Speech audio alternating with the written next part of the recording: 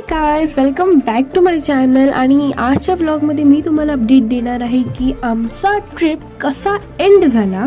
So आम्ही last डेला एवढी धमाल एवढी मस्ती केली, कारण की डेफिनेटली तो होता आमचा लास्ट डे. आदल्या दिवशी 1 o'clock पर्यंत आम्ही DJ नाईटमध्ये केली खूप धमाल. आणि त्यानंतर त्या दिवशीच आमचा होता रेट्रो थीम परफॉर्मन्स. त्यासाठी आम्ही सगळ्यांनी रेट्रो ड्रेसअप केलेला. त्याच्यामध्येही खूप आम्हाला मजा आली. आम्ही स्टेजवरती आमचा परफॉर्मन्स होता.